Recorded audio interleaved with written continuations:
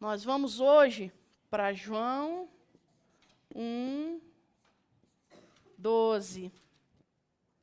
Mas a todos quanto o receberam, deu-lhes o poder de serem feitos, de se tornarem filhos de Deus, a saber, ou aos que creem no seu nome. Vou tirar esse a saber, porque o versículo Neto não colocou no dia nele. Os que creem no seu nome. Então, esse versículo está em João 1:12.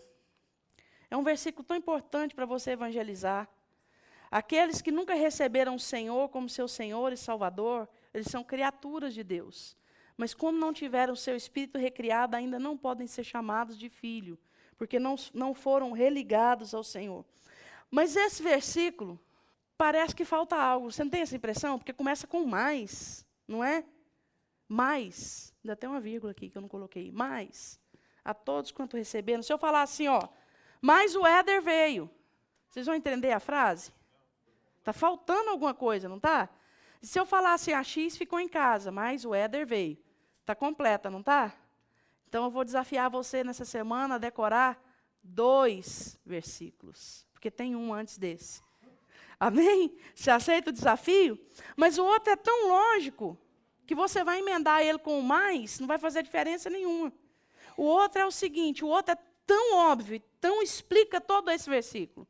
O outro diz assim, ele veio para os que eram seus, mas os seus não o receberam. Simples, não é?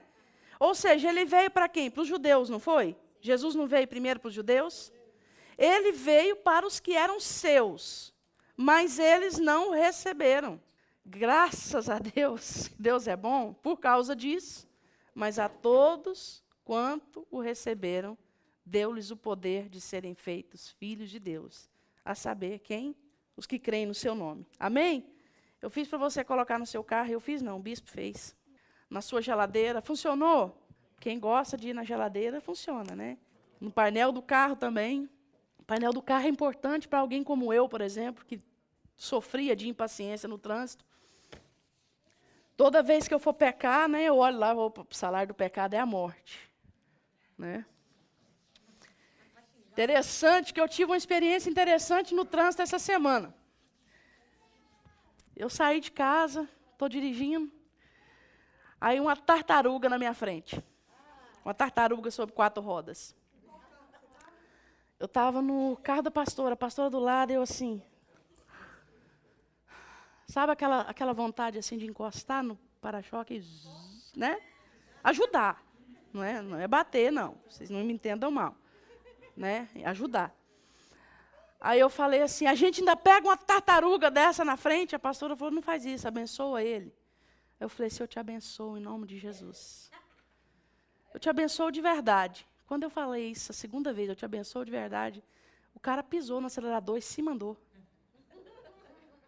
Eu não tive coragem de correr do jeito que ele estava correndo.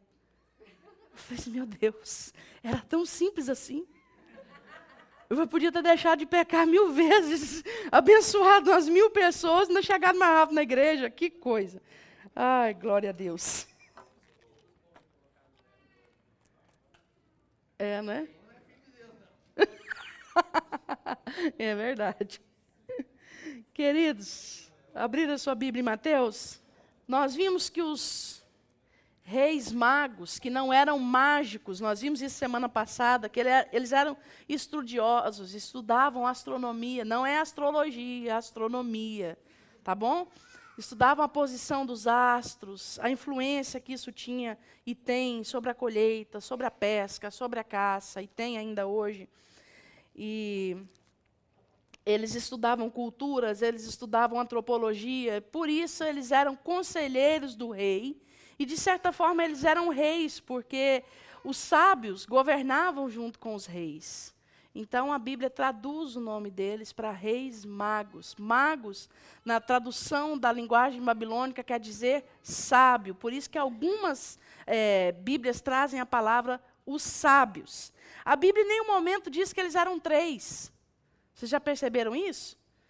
O 3 vem da nossa tradição, porque 3 presentes, a gente imagina cada um deles trazendo um presente para Jesus. Alguém aqui já viu um filme chamado O Quarto Sábio? Sei que a Eda já viu. Alguém já viu? Alguém mais? Se você suporta a imagem antiga, embaçada, mal dublada, né, assista o filme, porque o filme é lindo. A gravação do filme é assim, é antiga, entendeu? Mas o filme é muito lindo. O filme conta que eles não eram 3, eles eram 4. E um deles parou no meio do caminho para ajudar alguém. E ele estava levando pedras preciosas, esse quarto que parou. A Bíblia não conta, tá? Vou repetir isso. Isso é um filme que a história no Oriente conta isso, que eles eram 4. Quem sabe o nome deles? A tradição católica fala o nome deles. Alguém sabe o nome deles?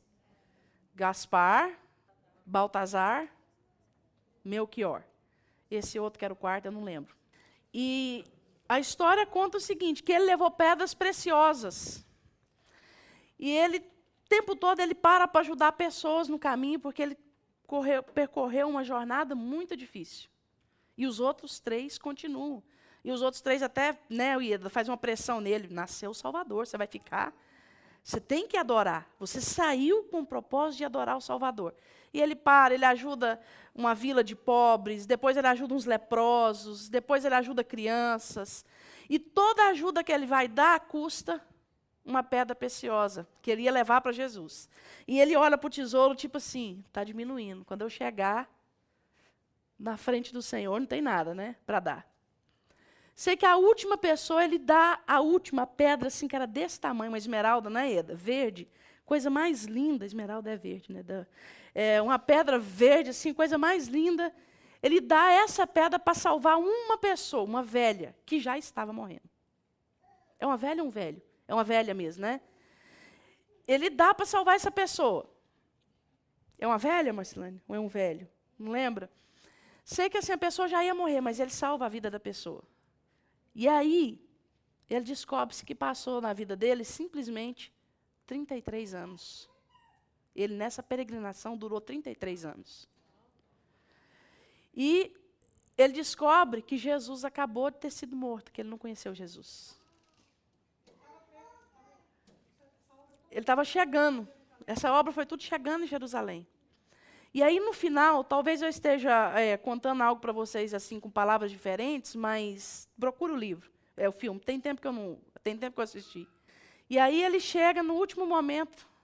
Quem que aparece na frente dele? Ressurreto, Jesus. E ele fala, Senhor, eu acabei com tudo, eu não tenho nada para te dar.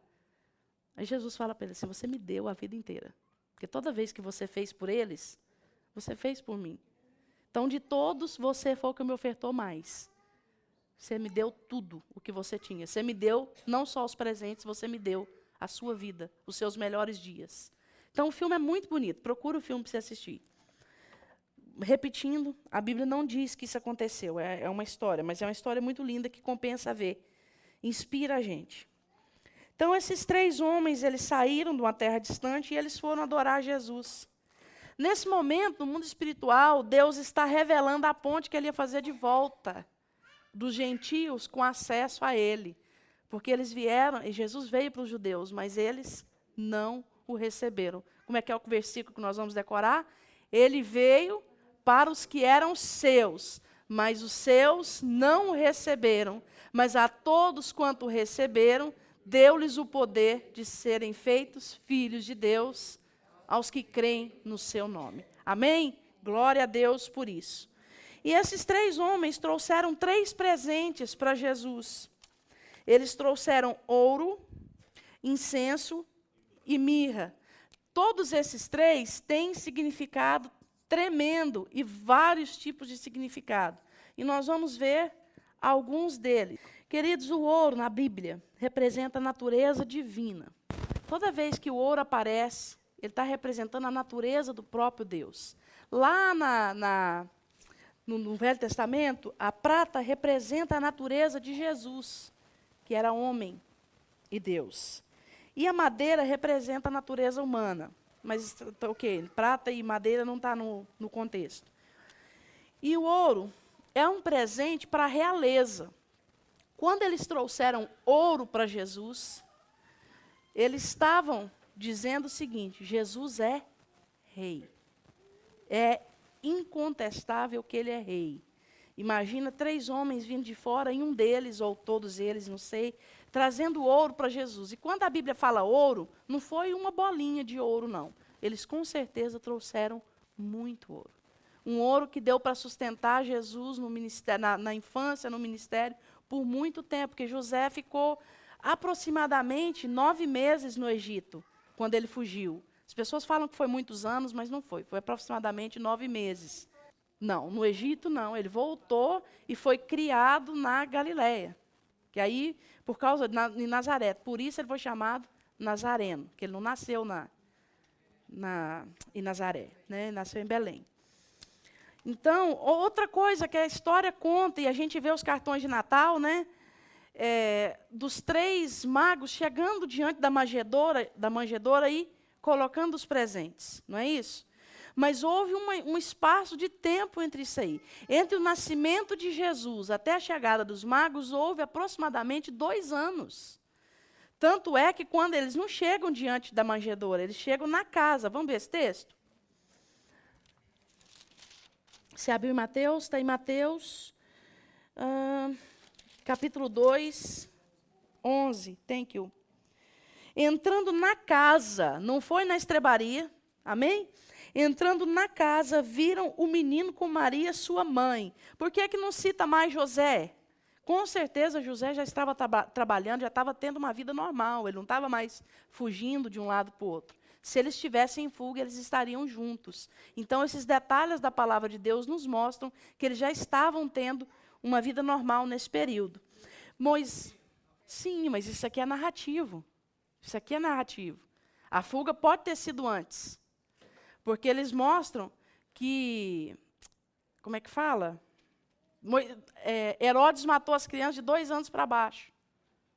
Entendeu? Então, pelo menos uns 2 anos, a fuga foi depois disso, sem dúvida nenhuma. Perdão, eu passei a fuga para frente. Mas Jesus aqui já poderia ter 2 anos de idade. Entendeu? A saída da estrebaria, tudo, foi realmente nessa época. E poderia ter 2 anos, porque senão não justifica o fato de Herodes ter mandado matar crianças de 2 anos para baixo.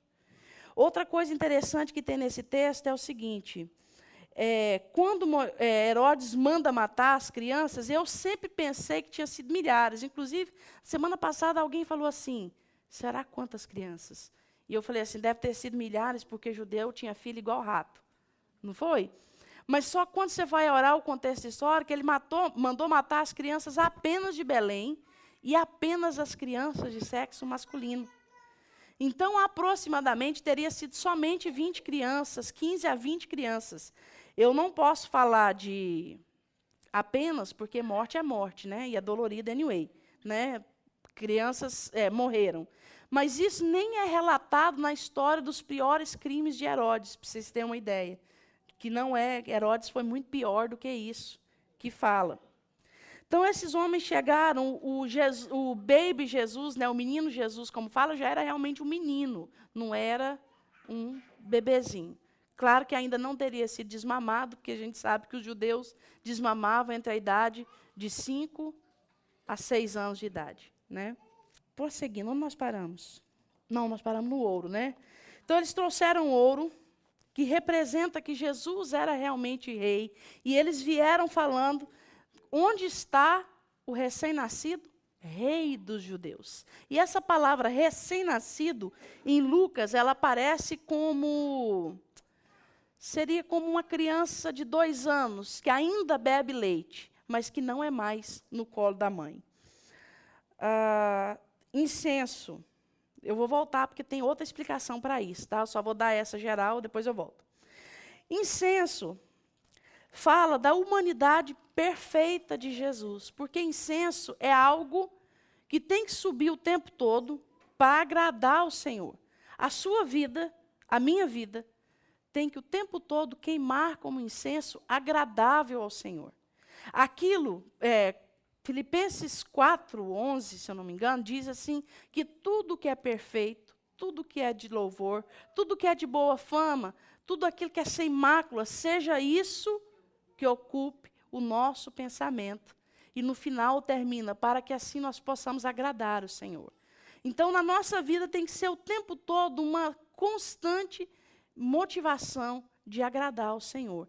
E Jesus era 100% homem, nós vimos isso, e 100% Deus, mas ele não pecou, ele não cometeu pecado. A vida do Senhor agradou a Deus o tempo todo. Ele foi o único que pisou na terra, que agradou o Senhor em todas as coisas que ele fez. Foi um incenso contínuo às narinas de Deus.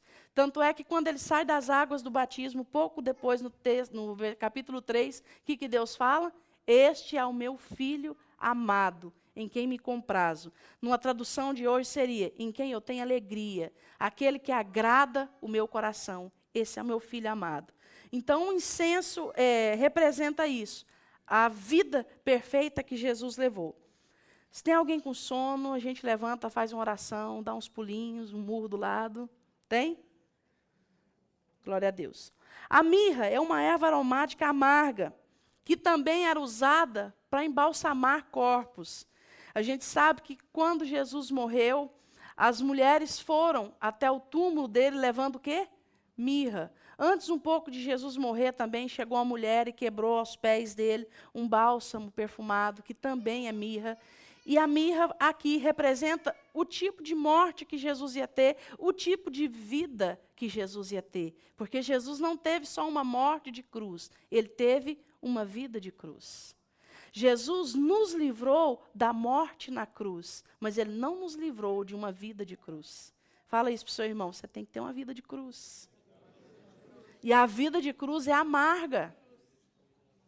O que é a vida de cruz? É uma vida de constante abrir mão. Hoje não está na moda crente abrir mão. Está na moda crente ser filho do rei. Eu sou filho do rei, eu posso todas as coisas, eu tenho direito a todas as coisas. Eu sou mais eu, porque meu Pai me assentou nas regiões celestiais com Cristo. Tudo que Jesus conquistou na cruz é direito meu, é a minha herança. Maior é o que está em mim do que o que está no mundo. É mentira o que eu falei? Tudo está na palavra de Deus. Mas a palavra de Deus diz, antes de todas as coisas, aquele que quiser me seguir, a si mesmo se negue, dia após dia, tome a sua cruz e me siga. Amém? Então não pense que Jesus morreu na cruz no seu lugar para que você não precisasse abrir mão de nada. Muito pelo contrário. Jesus morreu na cruz no seu lugar, porque o salário do pecado é a morte, mas o dom gratuito de Deus é a vida eterna em Jesus Cristo, nosso Senhor. Amém? Foi por isso que ele morreu, para você não ter que morrer. Mas em nenhum momento ele falou assim, eu estou tomando a cruz, filho, porque aí você não precisa abrir mão de nada, você é um vencedor, ó. Você nasceu para vencer, vai. Foi assim? Não, em nenhum momento. Ele disse sim que nós nascemos para vencer, mas a nossa vitória vem através da cruz. Amém, queridos? Essas são as três explicações básicas, mas tem mais. Então, Jesus era Salvador, sacerdote e rei. Nós vamos falar desses três aspectos também. A segunda interpretação para isso é o seguinte: como o ouro representa a natureza divina, o ouro é para o rei, Jesus, o ouro representa a pessoa de Jesus. Em Apocalipse 20, eu li ontem, ele tem escrito no manto e na coxa, Rei dos Reis, Senhor dos Senhores. Aliás, queridos, quando a Bíblia está dizendo no manto e na coxa, não está dizendo que é uma tatuagem feita em Jesus, como muitas pessoas interpretam, não. Eu ouvi isso muitas vezes. Não, Jesus tem uma tatuagem. Só está dizendo que... Ok, fine. Jesus vem com a coxa de fora, queridos. Você imagina Jesus de mini saia mostrando a coxa, querido? Você consegue imaginar isso? Você consegue imaginar Jesus, desculpa a expressão, usando a roupinha do Superman? Fala sério. A nossa mentalidade é muito mundana e muito humana. Quando fala estava escrito no manto, é porque por cima de tudo ele tinha um manto. Mas ele usava uma túnica, talar de mangas compridas, sem divisão. A Bíblia diz que as suas vestes são alvas como a neve. Mas então há discrepância na Bíblia? Então a verso de Jesus era curtinha? A gente tem que ter uma mentalidade um pouco mais avançada, né? Ou talvez menos avançada, seria o caso. Estava escrito na roupa de Jesus, Rei dos Reis, Senhor dos Senhores. Isso só quer dizer o quê? Que por trás estava escrito, pela frente estava escrito. Porque pela frente é para mim e para você, pelas costas é para o inimigo, que ele já pisoteou e deixou lá. Então, o inimigo pisoteado, jogado, deixado para trás, separado de Deus para frente, ele vai olhar Jesus de costas e ele vai ter que ler no manto de Jesus, Rei dos Reis, Senhor dos Senhores. E nós, em contrapartida, quando nós vimos o nosso Senhor chegar de frente para nós, contemplando a sua face, brilhante como o sol, nós vamos ver Rei dos Reis e Senhor dos Senhores, então nos prostraremos. Amém? Então, quando alguém falar para você uma parvocidade dessa, que Jesus tinha uma tatuagem na coxa, você vai para ele, então Jesus veio com a roupinha bem curta, para alguém ver essa tatuagem. Amém? Corta ele, Jesus não tinha tatuagem na coxa. Mas então, o ouro fala da pessoa de Jesus, Rei dos Reis, Senhor dos Senhores. O incenso fala da pessoa do Espírito Santo. A Trindade Santa foi agraciada também com os presentes. O incenso fala do Espírito Santo porque é o Espírito Santo que produz em nós esse aroma suave para agradar ao Senhor. É o Espírito que queima e sobe como aroma suave. Amém? É impossível um homem agradar a Deus. A Bíblia é tão clara com relação a isso. A Bíblia fala assim, ainda que você venda todos os seus bens e distribua aos mais pobres, se não tiver o quê? Adianta? Nada. É impossível agradar a Deus se não for através do Espírito Santo.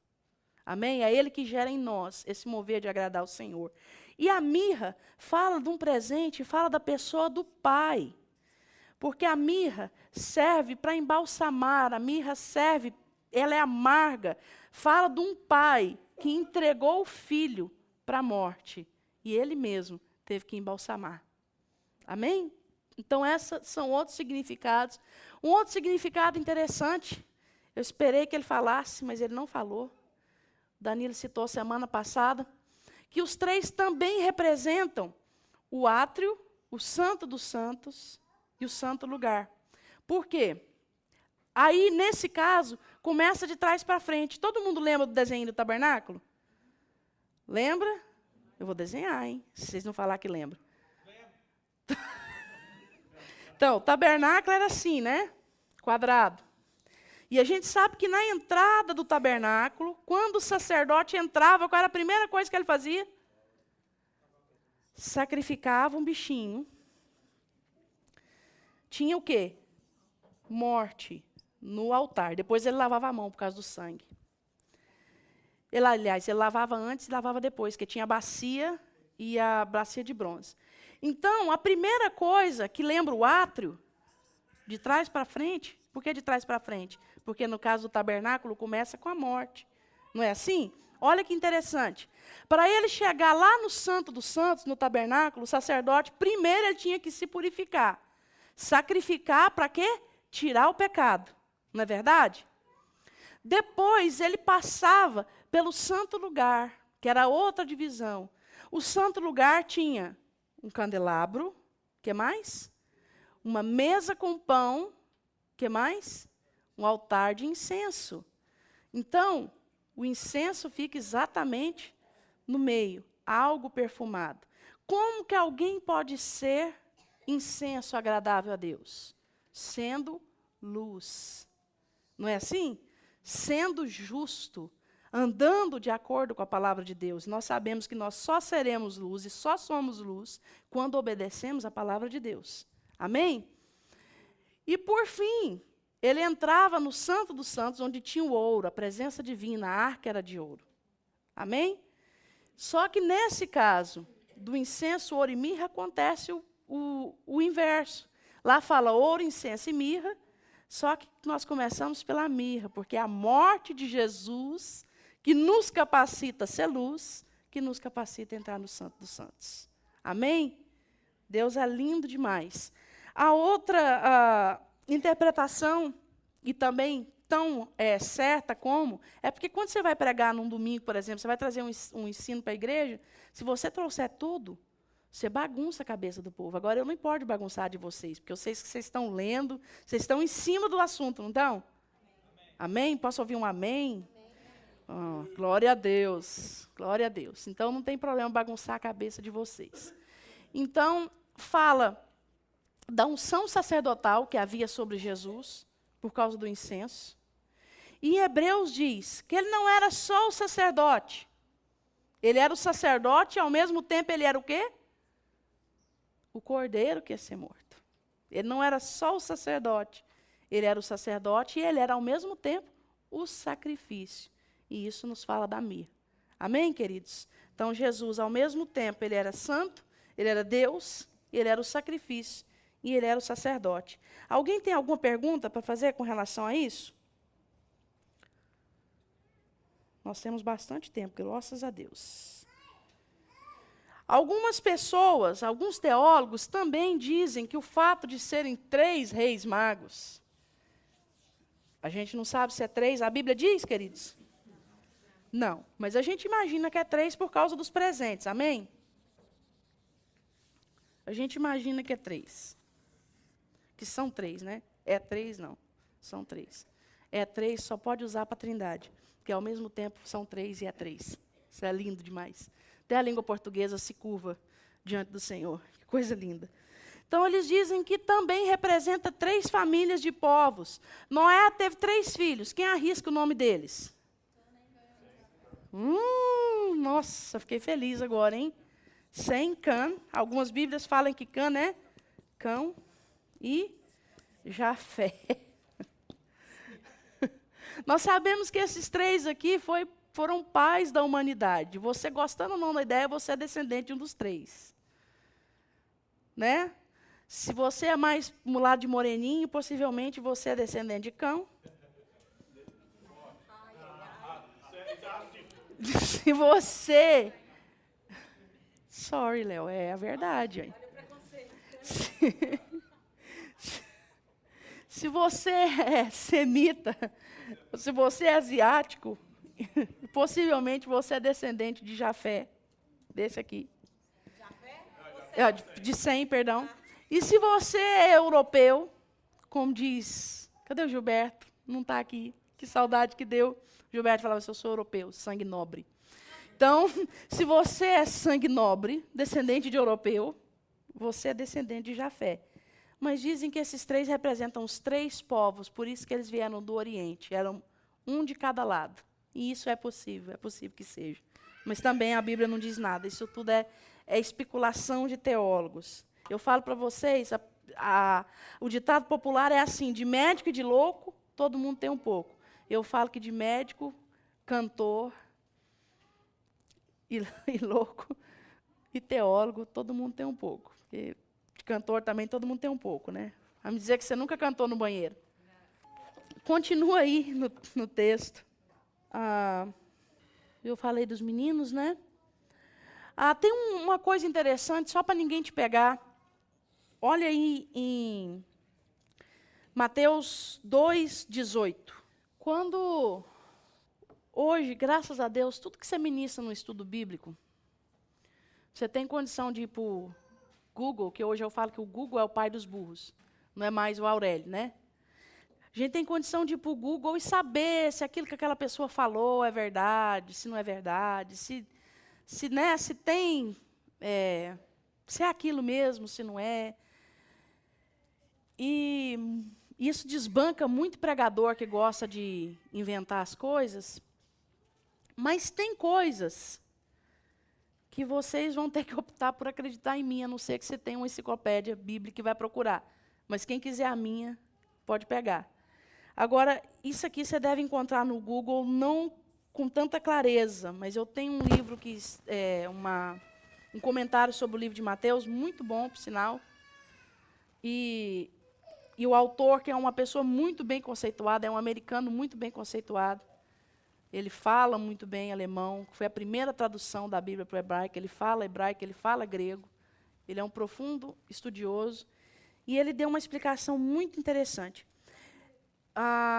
Comentário Esperança de Mateus. Posso ver? Nome... Se for nome difícil de falar... Fritz Hennecker. É parente do Danilo e da Ieda. Fritz Hennecker. Quase virou Hennecker, né? Olha só. Mateus 2,18. Ouviu-se um clamor em Ramá, pranto, choro e grande lamento. Era Raquel chorando por seus filhos e inconsolável porque não mais existem. Esse clamor de Raquel está em Jeremias 31, 15, 17. Esse clamor de Raquel aconteceu literalmente quando houve a matança dos meninos lá atrás. Mas não é isso que eu queria falar, que vocês vão encontrar no Google. Perdão. Era o fato dele ser chamado de Nazareno. Eu vou voltar nesse ponto, mas só não posso esquecer o outro, que esse aqui está anotado e o outro não. Quando ele muda, ele volta do Egito, o último versículo, 23, eu li o versículo errado. E foi habitar numa cidade chamada Nazaré, para que se cumprisse o que fora dito por intermédio dos profetas, ele será chamado Nazareno. Não tem isso em nenhum lugar do Velho Testamento. Nenhum profeta do Velho Testamento fala que Jesus ia ser chamado de Nazareno. Nenhum. Não tem nenhum lugar que você vai encontrar, Jeremias não fala, Isaías não fala, em nenhum lugar. Mas por que Mateus escreveu isso? Então há algo errado na Bíblia. Por que ele falou que foi chamado de Nazareno? A explicação que esse autor dá, que eu falei para vocês, que ele é muito bom, é o seguinte. Lá no texto de Isaías 11, quando fala assim que ia vir um rebento de Jessé, alguém abre para mim Isaías 11, 1. Alguém que tem a tradução de acordo com as outras. Isaías 11, 1. Está falando de Jesus, certo? Eis que um ramo surgirá da raiz de Jessé, um rebento nascerá. Esta palavra, ramo, rebento, que quer dizer a mesma coisa, brotará, ela quer dizer, em hebraico, ela chama Nezer. Olha que interessante. Que é o mesmo, no hebraico, na época de Jesus, era o mesmo que Nazor. Então, eles tinham o costume de falar o seguinte. Quem já assistiu Matrix? Eles não falavam que ele era o cara? The One. Não falava assim? Quando a comunidade judaica se falava a respeito do rebento, por exemplo, nasceu o primeiro filho do neto. Ele era o rebento, não era assim? Nasceu o primeiro filho do Danilo, era um rebento. Nasceu o primeiro filho do Marcos, era um rebento. Mas quando eles falavam com relação a Jesus, eles falavam que Jesus não era um rebento. Jesus era o rebento. Ele era o broto. Então, todo Israel esperava o Nazor. E eles falavam de Jesus que ele seria o Nazor, ele seria o rebento. E é por isso que a Bíblia inteira diz que Jesus era a raiz de Davi, o rebento de Jessé. Esse texto aparece mais em 2 versículos, se eu não me engano. Então, Mateus fala, por isso, ele foi chamado de o Nazareno. Só que a tradução, ao invés de traduzir Nazor, traduziu Nazareno. Entendeu? Nazareno. E por isso ficou assim. Então, quando você vai olhar, você não vai achar discrepância na palavra de Deus, nem coisa que não existe. É apenas uma diferença de transliteração. Amém? Alguma dúvida? Bom, no texto de Raquel, esse texto, Jeremias 31, é literal. O pessoal lá chora. Vou voltar lá, vou ler para você. Não precisa ler não, vou ler para você rapidinho. Que já fica aqui gravado. Assim diz o Senhor, ouviu-se um clamor em Ramá, pranto e grande lamento, Era Raquel chorando por seus filhos, e inconsolável por causa deles, porque já não existem. Assim diz o Senhor: reprime a voz de choro, as lágrimas dos teus olhos, porque há recompensa para as tuas obras, diz o Senhor, pois os teus filhos voltarão da terra do inimigo. Aqui, Mateus chama esse texto, porque é um momento triste, onde várias crianças tinham morrido, mas por que ele chama esse texto? Porque esse texto, Deus já traz o consolo. Em outras palavras, o que Mateus está dizendo é o seguinte: não se preocupem, Deus está no controle da história o tempo todo. Ainda que para o Salvador poder crescer em paz, algumas crianças morreram. Isso não era da vontade de Deus, mas acabou acontecendo. Por que não era da vontade de Deus? O tempo todo, até o nascimento de Jesus, quando foi falando, Mateus fala assim: e isso aconteceu para que se cumprisse a profecia. Não foi? E isso foi assim para que se cumprisse o que foi dito. Quando chega nesse texto aqui, olha o que ele fala.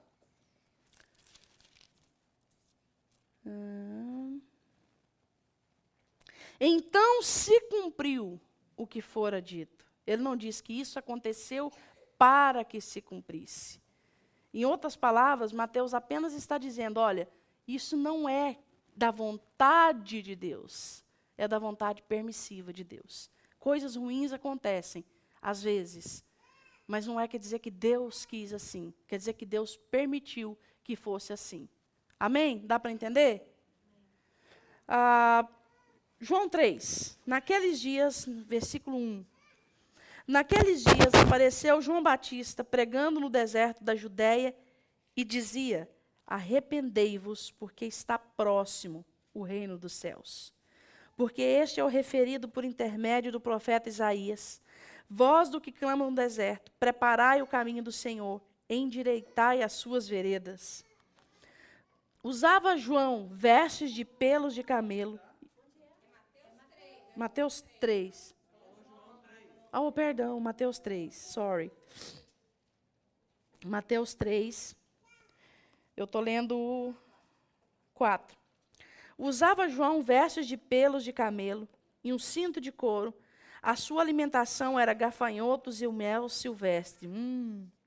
Então saíram a ter com ele em Jerusalém toda a Judéia e toda a circunvizinhança do Jordão. E eram por eles batizados no rio Jordão, confessando os seus pecados.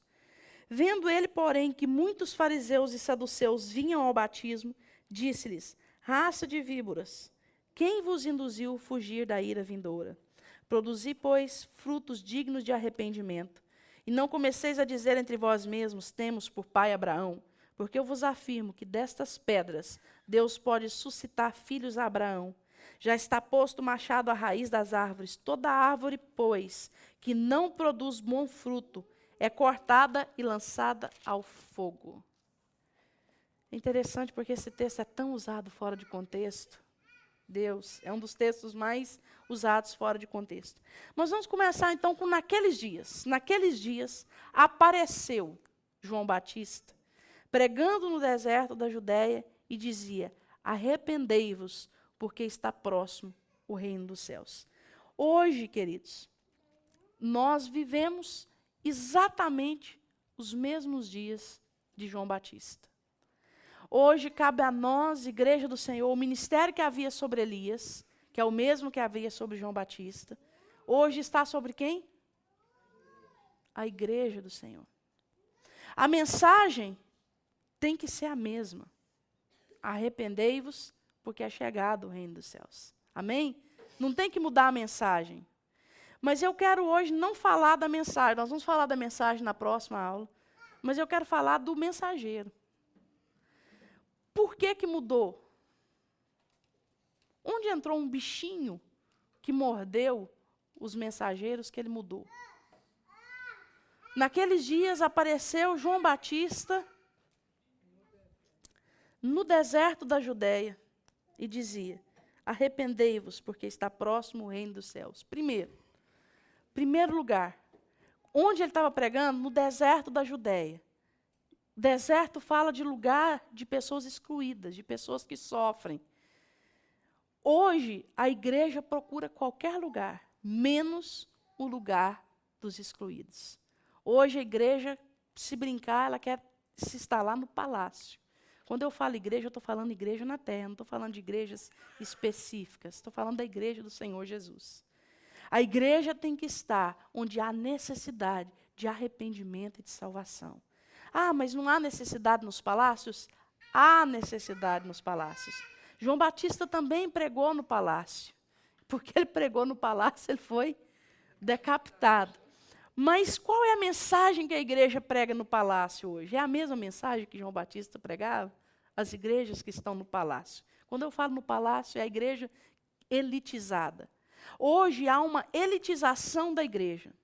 E com a elitização da igreja, hoje há uma igreja... Como é que surgiu aquela palavra? Foi chique no Rio de Janeiro? Os emergentes, né? Os emergentes. Hoje é uma igreja emergente. É uma igreja elitizada. É uma igreja que você pode cortar o cabelo. É uma igreja que você pode usar calça. É uma igreja que você pode usar decote. É uma igreja que você pode usar minissaia. É uma igreja que você pode ouvir a música que você quer. É uma igreja que você pode dormir com quem você quer. Essa é a igreja de hoje. É uma igreja elitizada. Não fala que não pode. Tanto de jovem tem nessa igreja.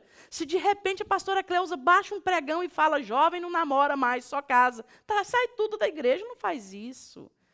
As pessoas têm que ser salvas. Não faz isso.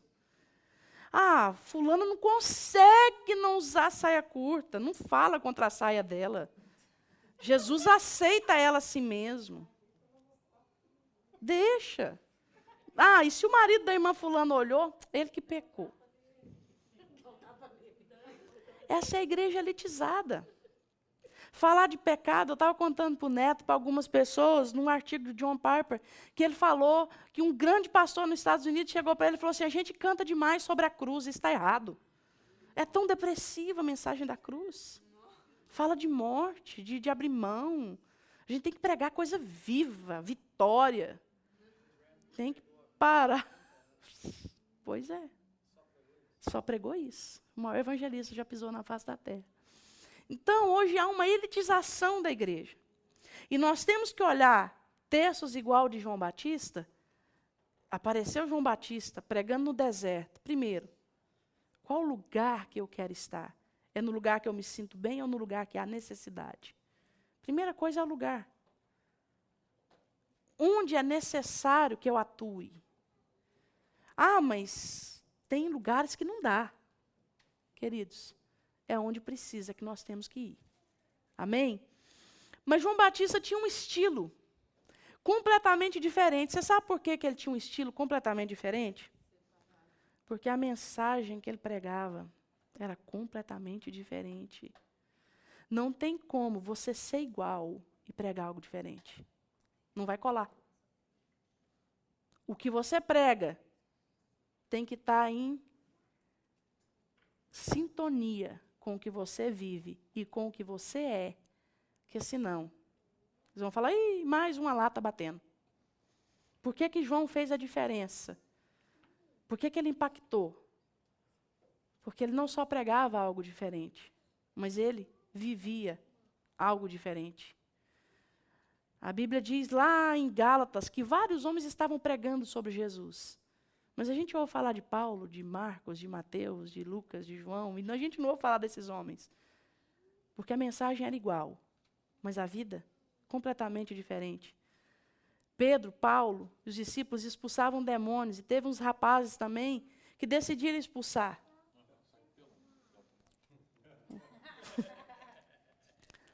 Eles apanharam e saíram nus. Porque o rapaz, as pessoas que estavam possessas falaram para ele assim, eu sei quem é Paulo, eu sei quem é Jesus, mas você, quem que você é? Vai apanhar. E bateram neles, e eles saíram nus, correndo. Então, hoje, tem que haver sintonia com o que a gente prega, com o que a gente é. E João, ele vestia pelo de camelo. Você sabe que João era o descendente do sumo sacerdote? Mas por que eu estou falando isso? Zacarias era pai de João, todo mundo sabe disso, amém? Onde é que Zacarias estava quando o anjo apareceu para ele? dentro do Santo dos Santos. Quem era o único que entrava dentro do Santo dos Santos? O sumo sacerdote. Se Zacarias estava lá dentro, ele era o sumo sacerdote naquele ano, eles renovavam.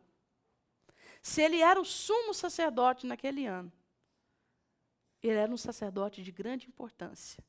E João era descendente dele. João era o único filho de Zacarias, que nadou contra a corrente. Destinado a ser sacerdote. Vocês sabem as roupas? As roupas que os sacerdotes usavam? Eles usavam roupas de linho finíssimo. Eles usavam uma mitra na cabeça. Sabe hoje um papa, um bispo católico?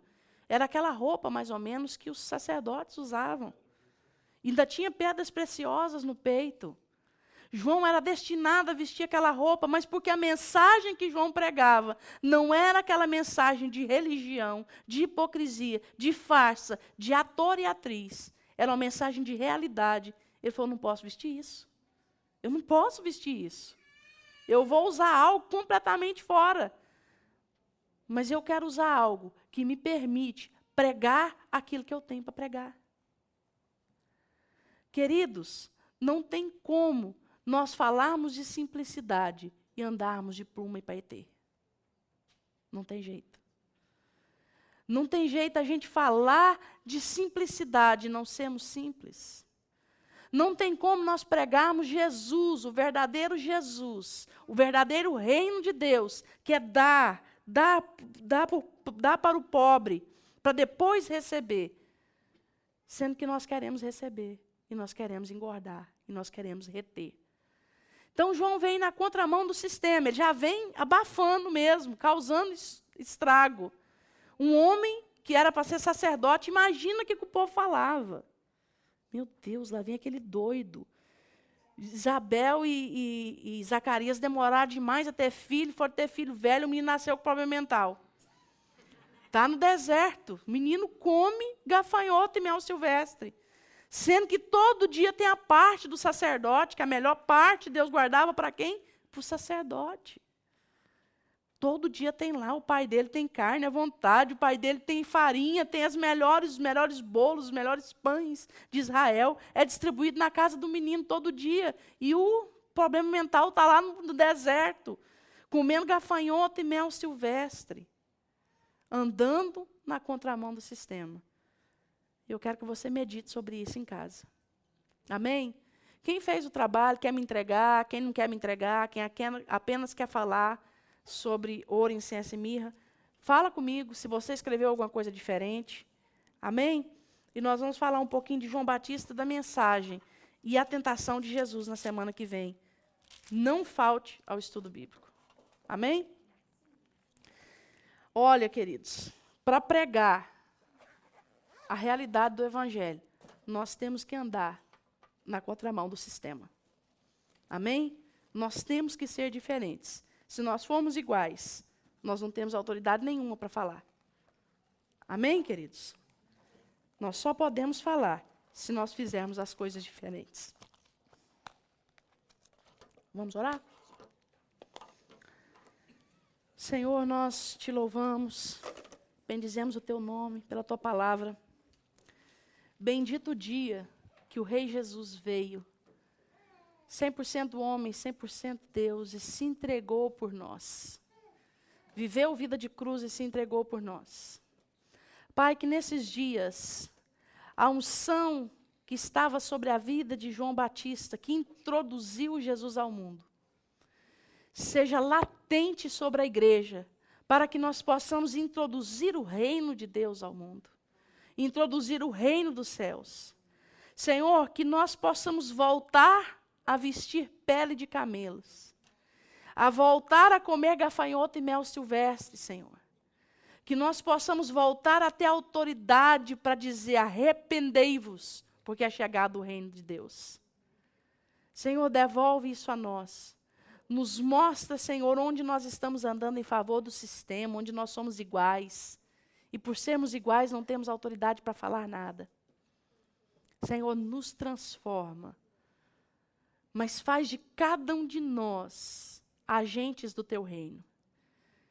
Senhor, e acima de agentes do teu reino, faça com que cada um de nós possamos entrar no teu reino, reinar contigo, como está escrito na tua palavra.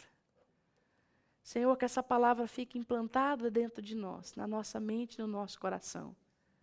Em nome de Jesus. Nos guarda, Senhor. Nos leva para casa, guardados pelo Senhor. Em nome de Jesus. Ele veio para os que eram seus, mas os seus não o receberam.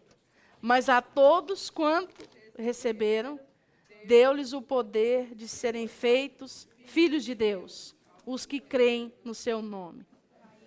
Porque o salário do pecado